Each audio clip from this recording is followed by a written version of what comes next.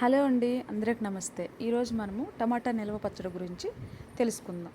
చాలా ఈజీ అండి. నేను చెప్పినట్టు చేసుకోండి. ఎంతో రుచికరమైన టమాటా నిల్వ పచ్చడి ఈజీగా తయారు చేసుకుని తినొచ్చు.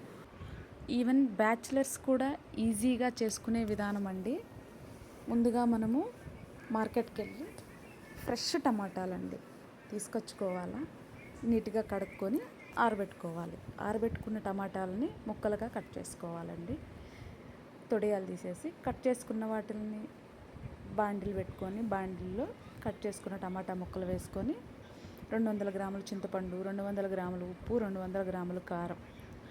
ఇవి మీ టేస్ట్కి తగ్గట్టండి. మీరు కారం, ఉప్పు, పులుపు ఎక్కువ తినాలనుకుంటే ఈ కొలతలు, లేదు తక్కువ తినాలనుకుంటే తగ్గించుకోవచ్చండి. నేను మాత్రం 200 గ్రాముల లెక్కన వేశాను. కేజీకి 100 గ్రాముల లెక్క అండి. 2 కేజీలు కాబట్టి 200 గ్రాములు. తెల్లబాయలు కూడా వేసానండి. అవి మనము మిక్సీ వేసుకునేటప్పుడు పచ్చట్లో బాగుంటాయని వేసాను. తర్వాత బాగా దగ్గరకు వచ్చిన తర్వాత చల్లారబెట్టుకొని మిక్సీ పట్టుకోవాలండి. మిక్సీ పట్టుకున్న దాన్ని పక్కన పెట్టుకొని ఒక 1/2 లీటర్ పైన ఆయిల్ పడుతుందండి. నేనైతే 1/2 లీటరే వేసాను. ఎందుకంటే మనకు కావాల్సినప్పుడు వేసుకోవచ్చని తక్కువే పెట్టానండి పోపు.